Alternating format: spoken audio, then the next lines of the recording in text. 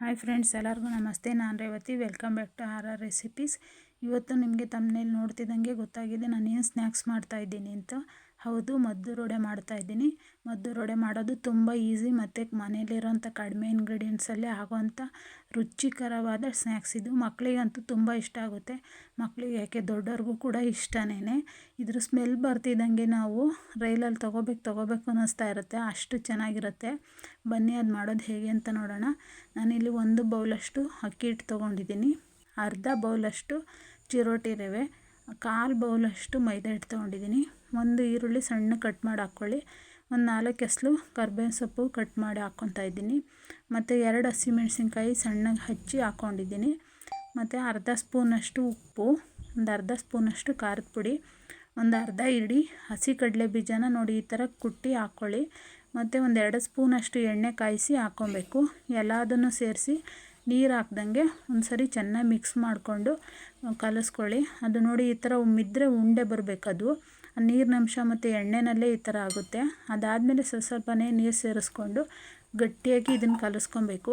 ಯಾಕೆಂದರೆ ಈರುಳ್ಳಿನಲ್ಲಿ ನೀರು ಬಿಟ್ಕೊಳ್ಳುತ್ತೆ.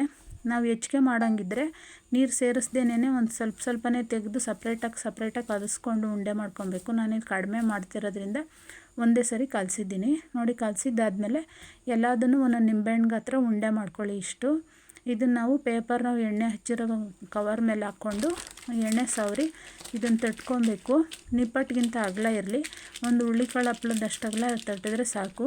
ಮತ್ತು ನಿಪ್ಪಟ್ಟಿಗಿಂತನೂ ದಪ್ಪ ಬರಬೇಕು, ಅವಲ್ಲೇ ಚೆನ್ನಾಗಿರೋದು. ನೋಡಿ ಇಷ್ಟಗಲ ತಟ್ಟಿದ್ದಾದಮೇಲೆ ಕವರ್ ತೆಗೆದು ನಾವು ಎಣ್ಣೆನಲ್ಲೇ ಹಾಕ್ಕೊಬೇಕು. ಒಂದೊಂದೇ ಬಿಡಿ, 2-3 ಹಾಕೋಕ್ಕಾಗಲ್ಲ, ದೊಡ್ಡದಾಗಿರುತ್ತೆ ಮತ್ತು ಗಮನ ಕೊಡೋಕ್ಕಾಗಲ್ಲ, ಸೀದೋಗ್ಬೋದು.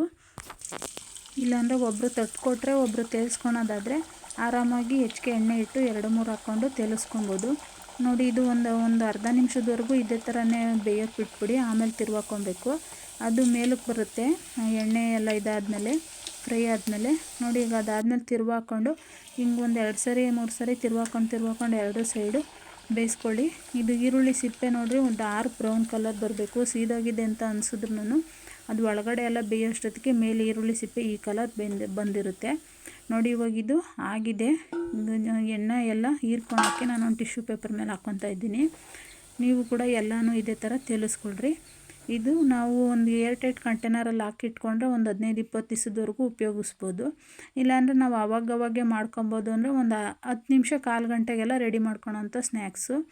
ಇವತ್ತಿನ ರೆಸಿಪಿ ನಿಮಗೆಲ್ಲ ಇಷ್ಟ ಆಗಿದೆ ಅಂತ ತಿಳ್ಕೊತೀನಿ. ದಯವಿಟ್ಟು ಮಕ್ಕಳಿಗೆಲ್ಲ ಮಾಡಿಕೊಡಿ. ಅಂಗಡಿ ತಿಂಡಿ ಕೊಡಿಸೋದ್ರ ಬದಲು ಹೆಲ್ತಿ ಸ್ನ್ಯಾಕ್ಸು ಮನೆಯಲ್ಲೇ ಮಾಡಿ ಚೆನ್ನಾಗಿರುತ್ತೆ. ನಮ್ಮ ರೆಸಿಪಿ ನಿಮ್ಗೆ ಇಷ್ಟ ಆಗಿದ್ದರೆ ದಯವಿಟ್ಟು ಒಂದು ಲೈಕ್ ಮಾಡಿ, ಹಾಗೆ ಹೇಗೆ ಬಂತು ಅಂತ ಕಮೆಂಟ್ ಮಾಡಿ. ನಮ್ಮ ಚಾನಲ್ ಇನ್ನೂ ಸಬ್ಸ್ಕ್ರೈಬ್ ಮಾಡಿಲ್ಲ ಅಂದರೆ ದಯವಿಟ್ಟು ಈಗಲೇ ಹೋಗಿ ನಮ್ಮ ಚಾನಲನ್ನು ಸಬ್ಸ್ಕ್ರೈಬ್ ಮಾಡಿ. ಹಾಗೆ ಎಲ್ಲರಿಗೂ ಕೂಡ ವಿಡಿಯೋ ನೋಡಿದ್ದಕ್ಕಾಗಿ ಧನ್ಯವಾದಗಳು. Thank you for watching.